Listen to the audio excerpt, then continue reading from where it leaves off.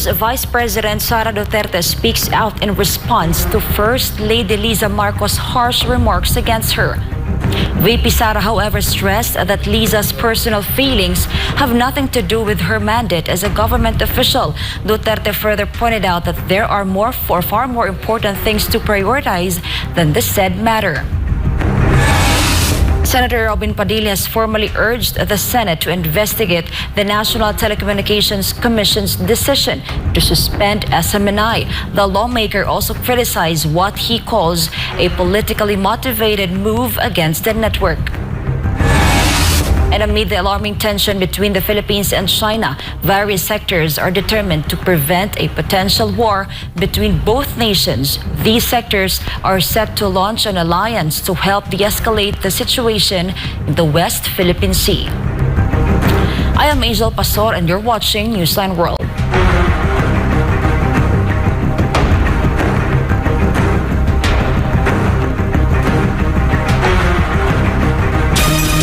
Various sectors will come together to launch an alliance aimed at preventing government actions that could further escalate tensions in the West Philippine Sea. MJ Mondihar reports.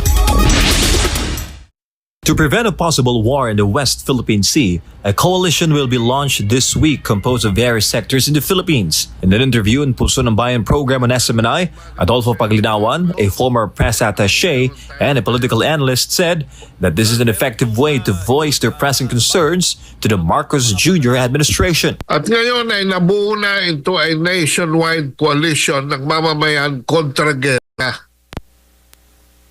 No to US BBM proxy war. The group opposes the further proliferation of Enhanced Defense Cooperation Agreement or EDCA bases in the country, which are seen as instruments of American warfare. Especially concerning is the strategic placement of these bases near Taiwan, close to areas in the north of the Philippines where the majority of EDCA sites are located. Dahil sa walang tigil na mga utak pulbura sa ating lipunan, kung saan wala namang nakikitang kaaway ang sambayanan, ay para bang dito nakatutok ang atensyon ng ating Pangulo sa harap ng malawakang kahirapan. Paglinawan emphasized that former senators are part of this movement. Nandiyan ang ating kagalang-galang na dating senador Nicky Coseteng. Nandiyan ang nating senador na si Francisco Tatad. The coalition against war is set to be launched on April 24, Wednesday, at the Quezon City Sports Club. Mga kabansa, ikakalat namin ang manifesto na ito at kung sa inyong pananaw ay kontra-gera kayo at pro-peace kayo, kayo ay para sa kapayapaan, hindi sa kaguluhan, pumirma po kayo dahil ikakalat namin ito sa sambayanan para malaman na ninyo kung ano talaga ang ginagawa ng ating gobyerno. Palapit tayo ng palapit sa kapahamakan. For Gunmobile of Philippines, MJ Mondihar, SMNI News.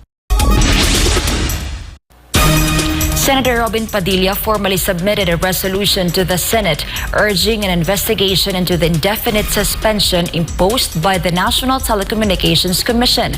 The lawmaker argues that the baseless suspension not only denies due process but also violates press freedom. Troy Gomez has the details. The continued suspension of Sunshine Media Network International, or SMNI, remains a question for Senator Robin Padilla. It has been 4 months since SMNI went off the air following its indefinite suspension by the National Telecommunications Commission, or NTC. SMNI airs programs by Pastor Apollo Sikibuloy of the Kingdom of Jesus Christ, as well as the show Gikan sa Masa para sa Masa, hosted by former President Rodrigo Duterte. Padilla previously stated that the suspension is politically motivated. Siyempre, hindi naman po tayo mga bulag. Alam naman natin yun na number 1 na supporter ni Pangulong Rodrigo Roa Duterte, si Pastor Kibuloy. Hindi naman po natin maipagkakaila din na karamihan sa mga sumusuporta ng laban kay Pastor Kibuloy, may kinalaman sa politika.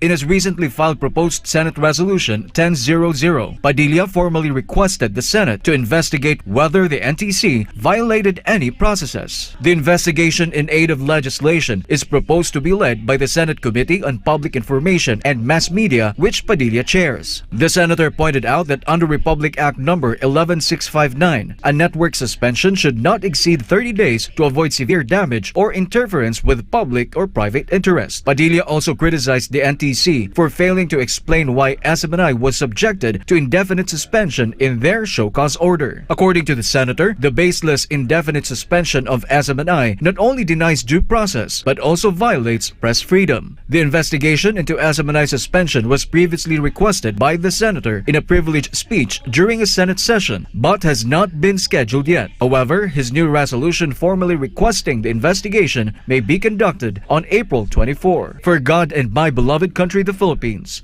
Troy Gomez, SMNI News. Vice President Sara Duterte speaks out regarding recent jabs made by First Lady Liza Marcos against her. Let's find out more about this with Jason Rubrico. Mga kababayan, bilang tao, karapatan ni unang ginang Liza Marcos na makaramdam ng sama ng loob at galit. Vice President Sara Duterte said it is not wrong for First Lady Liza Marcos to express her personal feelings. However, the Vice President emphasized that the statements made by the First Lady in a recent interview with a broadcaster have nothing to do with her mandate. Subalit, ang kanyang personal na damdamin ay walang kinalaman sa aking mandato bilang isang opisyal ng pamahalaan. Vice President Sara said that she and President Bongbong Marcos will discuss this matter privately. Upang makausad tayo, iiwan na natin sa isang pribadong pag-uusap sa pagitan lamang namin ni Pangulong Bongbong Marcos Jr. ang mga susunod na hakbang. Vice President Sara emphasized that it is better to focus on resolving the various problems facing the country, citing the rising prices of goods, inadequate water and electricity supply, as well as the resurgence of drug and terrorism. Patuloy ang pagtaas ng presyo ng pagkain at iba pang mga bilihin. At ito ay mas nagpapahirap pa sa dinaranas na gutom o kawalan ng sapat na pagkain ng mahihirap nating kababayan. Nagbabadya rin ang kakulangan ng supply ng tubig at kuryente, habang talamak na naman ang ipinagbabawal na droga. Samantala, hindi pa rin natatapos ang banta ng kriminalidad, terorismo at insurhensiya sa ating bansa. Kini ang mga butang na angay natong hatagan ug pagtagad. For God and my beloved Philippines, I am Jason Rubrico, SMNI News. The Philippine military's dedication to achieving peace against the remaining local terrorist groups in the country remains steadfast, as evidenced by the recent surrender of terrorists in Maguindanao del Sur. Almar Fusuelo reports. Two members of the Bangsamoro Islamic Freedom Fighters, Bongos Faction or BIFF-BF, surrendered to the troops of the 6th Mechanized Battalion of the Western Mindanao on Friday, April 19. The two surrenderies were part of the Bongos faction of BIFF but yielded separately in different locations. One surrendered in Datu Saudi, Ampatuan, Maguindanao del Sur, while the other surrendered in Datu Salibo on the same province. They surrendered a caliber 30 M1 Garand rifle with 16 rounds of ammunition and an Ultimax. In an interview with SMNI News, Major Andrew Linao, acting Chief PIO of West Mincom of the Philippine Army, stated that the surrender of the two terrorists resulted from their intensified focused military operation in Maguindanao del Sur. Yes sir, confirm yan is nung April 19, 2024 nagkaroon tayo ng decisive military operation yung ating 6th Mechanized Battalion under the Joint Task Force Central conducted this focused military operation to pressure yung remaining threat groups ng BIFF dyan sa Maguindanao del Sur, which resulted doon sa pagkasuffocate sir ng remaining threat groups that lead to their voluntary surrender. According to Major Linaw, they have yet to determine if the two have cases. They continue to ascertain the crimes involved as they conduct debriefing on the surrenderies. Ongoing pa kasi ito, sir. Ongoing pa yung kanyang custodial debriefing. But most kasi ng mga surrenderies at the same time yung mga existing former violent extremists is may mga cases. So John Doe's and then existing sila doon kasama sa John Doe's.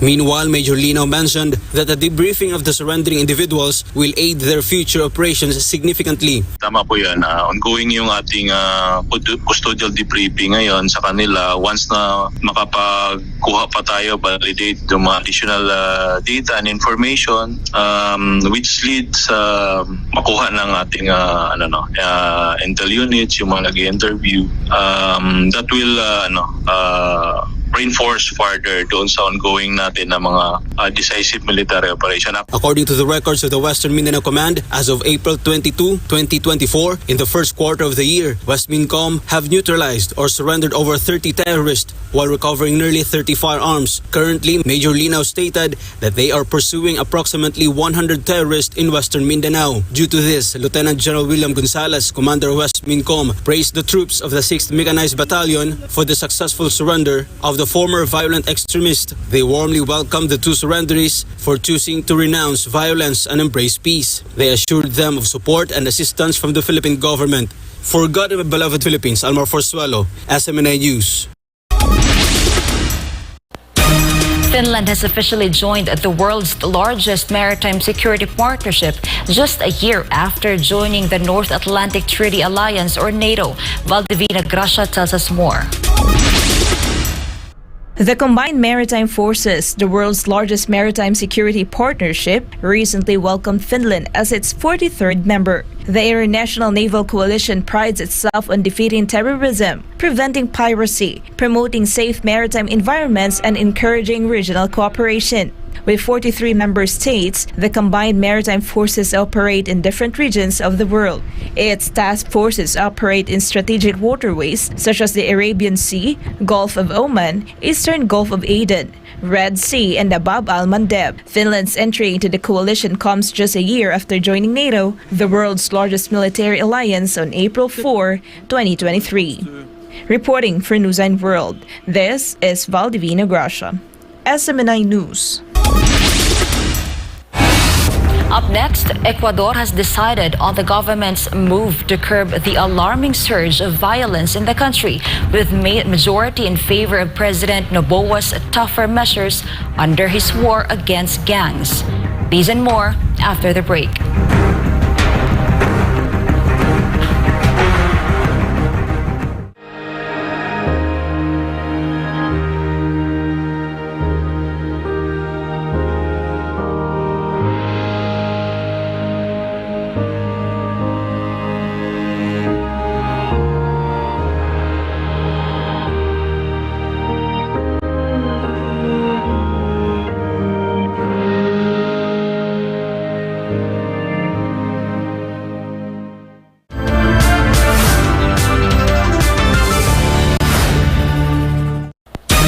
The estimated damage from the recent fire in a commercial building in Paco, Manila reached millions. Meanwhile, the Philippine General Hospital has reported another fire incident. Margot Gonzalez has the details.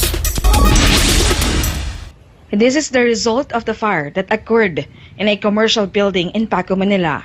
The fire broke out at around 8 in the evening of Saturday, reaching the 5th alarm, and declared fired out around 1 in the early morning hours of Sunday. Norain, one of the victims of the fire and a vendor in the commercial building, is still there until now. According to her, they almost didn't save anything, except for a few items they were selling, like shoes, belts, and cell phone casings that they may not be able to sell anymore. The fire quickly engulfed the commercial building. Gaano kalaki yung pinsala ng apoy sa inyo? Sa inyo lang? Malaki po, ma'am. Kasi yung paninda namin, malaking po yun, malaking punan yun. Kaya masakit sa amin, katulad ngayon, walang-wala na. Kumbaga, ano na naman kami, maghanap ng punan.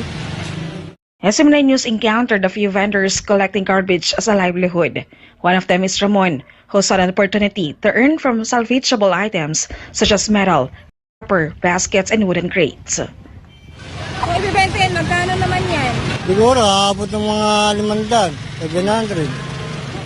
According to Fire Senior Superintendent Christine Kula of the Manila Fire Department, the damage caused by the blaze could reach up to 15 million pesos. A nearby school was also affected by the blaze. According to the fire marshal, evidence has been sent to the main headquarters for testing and verification to determine if the tragedy was indeed caused by electrical issues. May tinitignan sila sa electrical kasi nagpaayos daw ng mga linya ng kuryente. So isang tinitignan natin na anggulo yun. So hindi naman sinasara na, yun na talaga. Aside from the commercial building, shortly after, the Philippine General Hospital was caught on fire around 11:16 p.m. on Saturday. This marks the second fire incident at PGH in the first quarter of the year. To recall, the first incident occurred in March when a fire broke out in the hospital's audiovisual room. According to the Manila Bureau of Fire Protection, this time, it was the hospital's hallway that caught fire last Saturday. However, the authorities are still investigating the cause of the fire. Pero titingnan nila lahat ng anggulo kung saan meron pa tayong tinitingnan ng kapabayaan sa mga, alam mo na, undergoing repair ito eh. The Bureau of Fire Protection Manila has recorded over 200 fire incidents in the city from January to March. They typically record up to 5 fire incidents per day. Kula said fire incidents are higher now due to the hot weather. Compared to last year, the city has seen a 20% increase in fire incidents. However, according to her, fires can still be prevented even during hot weather if the public exercises proper caution. Hindi natin pwedeng sisihin dahil mainit ang panahon. Mas madali lang talaga siya na kumalat kasi tuyong-tuyo ang mga paligid. Mainit pa, so added factor yan. Pero yung pagsisimula ng sunog, inaantay lang ng sunog yan. Inaantay lang ng apo yan na siya ay mag-spark. Pag nagbigay tayo ng pagkakataon na mag-spark yan, mag-ignite, magkakaroon talaga ng sunog at lumalaki. Among the causes of fire incidents in Manila are said to be electrical, negligence in cooking, and improper disposal of lit cigarettes. That's why the Manila Bureau of Fire Protection is appealing to everyone to be cautious and responsible to prevent fires, especially during hot weather. Huwag pabayaan ng mga nakasaksak. Basta-basta nagtatapon ng mga sigarilyo. Hindi po ganun ba? So yun yung mga common causes natin na dapat ma-address din, malaman ng mga tao. Ay, ito pala yun. So iwasan mo, di ba? Alam mo na electrical, magsasaksak ka pa ng mga octopus connection. For my God and my beloved Philippines, this has been Margaret Gonzalez, SMNI News. The National Food Authority has begun purchasing palay from local farmers at higher prices. However, a farmers group criticized what they believe as delayed purchases, which may result in failing to achieve the target buffer stocks. The group also criticized President Marcos Jr.'s order to expedite agri-imports. According to them, this will only benefit agri-smugglers. Carlo de la Peña has the news. The Department of Agriculture has yet to complete the investigation on the controversial and anomalous sale of NFA rice to some businessmen at unfavorable and disadvantaged prices, making it difficult for the government to purchase palay from farmers. NFA Acting Administrator Larry Lacson previously stated that the agency cannot match the prices offered to farmers to traders, ranging from 27 to 30 pesos per kilogram.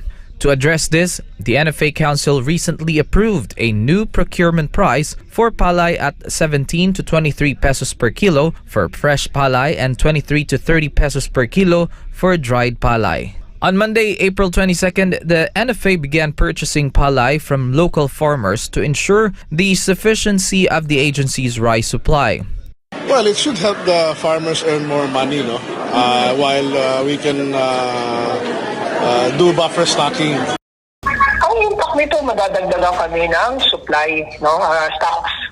So, it's nationwide na namimili tayo ngayon starting this week. We're hoping marami tayong mabibili this week and at kung meron pa hanggang next week.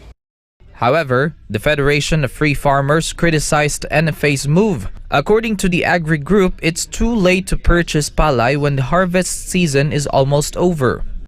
Isa pang problema yun. Too late, little bit late na. No? So right now, before ito nangyari ito, they were at around 1 day stock level, equivalent to 1 day consumption. Palagay ko hindi nila makukuha yung 9 days ngayon. Even if magpataas sila ng presyo, kukunti na lang ang makukuha nila. On the other hand, the NFA explained they can still catch up with palay purchases as some provinces still have standing crops. Totoo naman, halos patapos na. We've been saying that na nag-aabol na lang tayo. So, ang akin is better late than never, di ba? We will buy as much as we can, lahat ng available, kasi nga, mas maganda ang harvest pag dry season, pag ganitong summer, versus the wet season. Based on NFA data from February, the inventory of NFA rice buffer stock is just over 41,000 metric tons. This is equivalent to just over 1 day of consumption and is far from the 9-day minimum requirement stored by the agency for use in case of a severe calamity in the Philippines.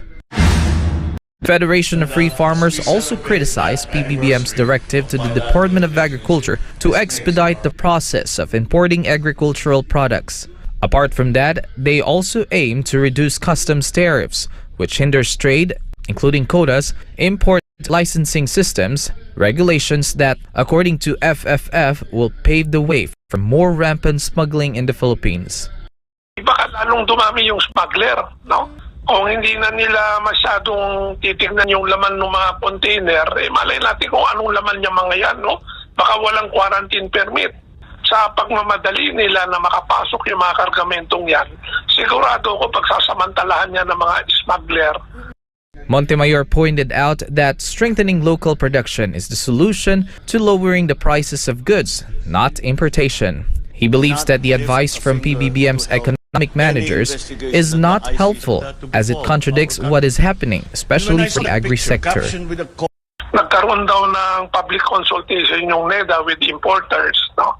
So, definitely one-sided yung feedback na nakukuha nila. They never consulted yung farmers about this or other stakeholders, no? And then finid nila sa kay Presidente siguro siya making it appear na ito yung solusyon para mapababa ang presyo ng mga bilihin. Binobola na naman nila ang Presidente. As of now, the Department of Agriculture has yet to any statement regarding PBBM's directive. For God and my beloved country, the Philippines, this has been Carlo de la Peña, SMNI News. Major search operation continues after one Japanese crew member has died and 7 others were declared missing when 2 military helicopters crashed during a nighttime drill in the Pacific Ocean. Ivy Astilio has the details. Another helicopter crash gripped Japan's military less than 6 months after a similar tragic incident involving the Asprey aircraft killed 8 airmen off the coast of Yakushima Island in Kagoshima Prefecture. 2 Mitsubishi SH-60K helicopters from Maritime Self-Defense Force were conducting drills on how to counter submarines at night when both aircraft crashed off the Izo Islands in the Pacific Ocean. Each of the Navy helicopters carried 4 crew members on board during the incident. 1 crew member has been rescued but later died from his injuries. Japan's U.S. allies offers assistance with the search and rescue operations as 7 other crew members remain unaccounted for. Authorities recovered debris believed to be aircraft parts coming from the ill-fated helicopters. The incident this past weekend happened after the U.S. Air Force CV-22 Osprey crashed on the island of Yakushima in southwestern Japan in November 2023, killing all 8 U.S. crew members. The tragic crash forced the U.S. military to suspend the entire fleet after their counterparts in Japan requested them to do so. Japanese citizens held a rally after CV-22 Osprey resumed operations in March 2024 as they expressed grave concern for the aircraft's troubled history of multiple crashes that killed several airmen in recent years. The Defense Ministry has retrieved the flight recorders from the ill-fated SH-60K helicopters to analyze the cause of the incident, including the possibility that the two Navy helicopters collided with each other, which could have led to the tragic crash. Reporting from Nagoya, Japan, this is Ivy Astilio, your global citizen correspondent for God and my beloved country, the Philippines.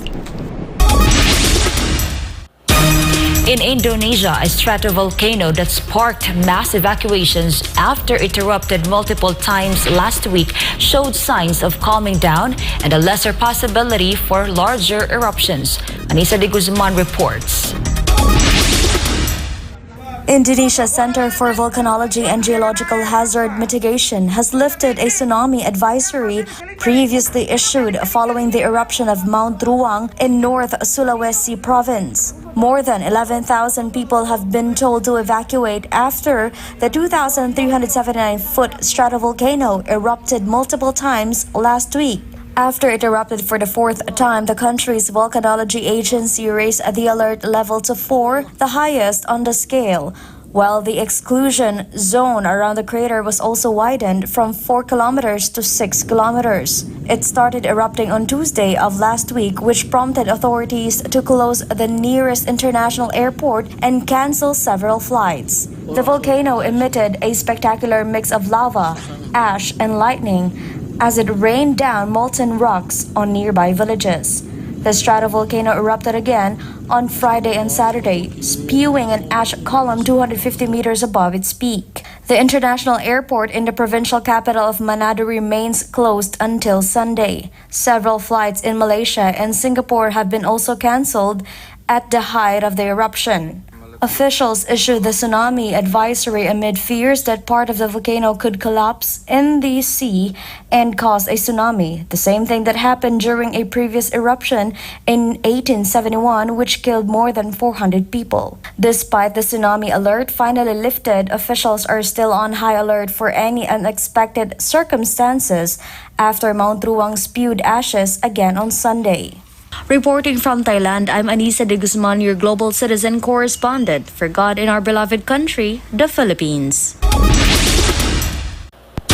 The week-long Songkran festivities across the land resulted in rising COVID-19 cases. However, local authorities said that they have expected cases to rise based on a similar trend in recent years. Chatmo Kompisa Maigozon reports. Thailand's yearly Songkran festivities are an event closely monitored by authorities, not only because of its history of road accidents, but also due to rising COVID cases. 1,004 people were admitted for treatment of COVID-19 infections between April 14 to 20, according to the director of the Department of Disease Control. Of this number, 3 people have died, 292 suffered from lung infections, and 101 there require ventilators due to difficulty in breathing. Most of the cases were found in and around Bangkok and in neighboring tourist provinces. The Department of Disease Control said the surge in COVID-19 cases during the Songkran festival is nothing new and predictable. The JN1, a lineage of the Omicron variant, remains the most dominant strain in Thailand. According to the World Health Organization, there is no evidence that this variant of interest causes more severe disease. Meanwhile, the Centers for Disease Control and Prevention said JN1 is either more transmissible or better at evading the immune system than other circulating variants. The Songkran Festival also recorded more than 200 deaths and 1,593 people who were injured due to road accidents from April 11 to 15. Reporting from Thailand, I'm Shatmong Kombisamay Goson, your global citizens correspondent for SMNI News Channel. Ecuadorians back President Daniel Noboa's plan for tougher security measures to tackle the alarming surge of gang violence and crime in the Latin American country. Carlo de la Peña has the details. Ecuadorians have overwhelmingly supported President Daniel Noboa's push for stronger security measures in a recent referendum. The vote, held on Sunday, saw a clear majority backing measures aimed at cracking down on gang violence and crime. The referendum asks 11 questions related to measures to tighten security in Ecuador, including deploying the army in the fight against gangs and extending prison sentences for convicted drug traffickers, tightening gun control, and imposing harsher penalties for criminal acts, including terrorism. More than 13 million of Ecuador's population are eligible to vote, and voting in Ecuador is obligatory. The results, announced by the National Electoral Council, showed strong support, with 60 to 73% of voters in favor. Ecuadorians expressed deep concern about the country's security situation, prompting calls for decisive action from the government. While security-related questions gained strong support, proposals concerning labor regulations faced opposition. Las preguntas, si nosotros los ecuatorianos somos conscientes y responsables, debemos poner sí. Es un respaldo al accionar de nuestro presidente Daniel Noboa.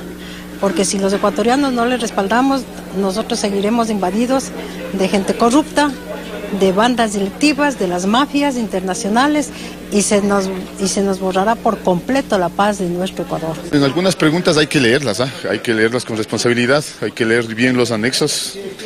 Algunas preguntas estoy de acuerdo de votar sí por la seguridad de mi país. Sí, por el trabajo de mi país. Cada presidente, ¿no?, tiene su modo de gobernar y el Ecuador es muy distinto a los demás presidentes. Entonces, eso yo quiero sí recalcar que el trabajo que obviamente está haciendo el presidente es muy loable, para mi punto de vista. Estoy a favor del sí en partes y a favor del no también, porque hay muchas preguntas que uno hay que analizarle primero para poder votar, no es de coger y subrayar. Entonces, por eso hay errores en nuestro país, porque a veces la gente viene apresurada solo por la papeleta y no analiza en realidad lo que nos quiere decir.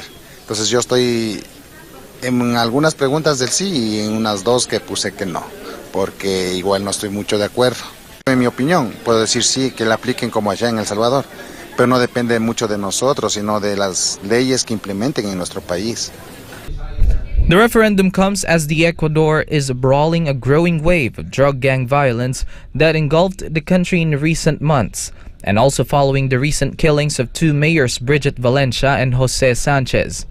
Earlier in January, President Daniel Noboa declared an internal armed conflict against 22 criminal gangs and instituted a state of emergency, deploying a military across the country. Reports say the surge in violence has been linked to gangs with ties to international drug cartels, including Ecuador's ports for drug trafficking. Noboa emphasized that the referendum results will guide the government's efforts to combat crime and organized crime.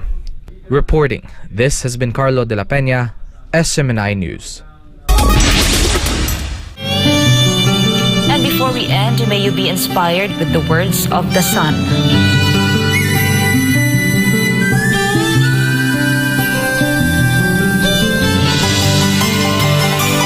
what is right, defend what is right, die for what is right.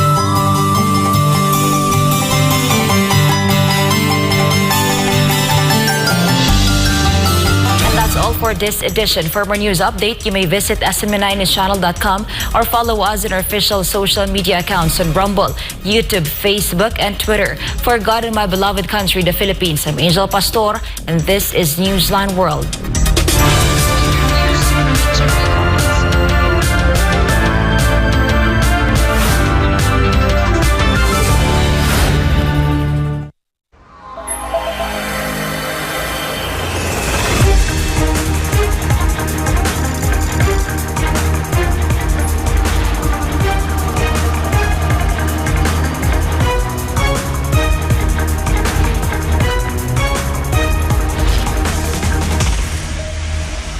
This is SMNI News Channel.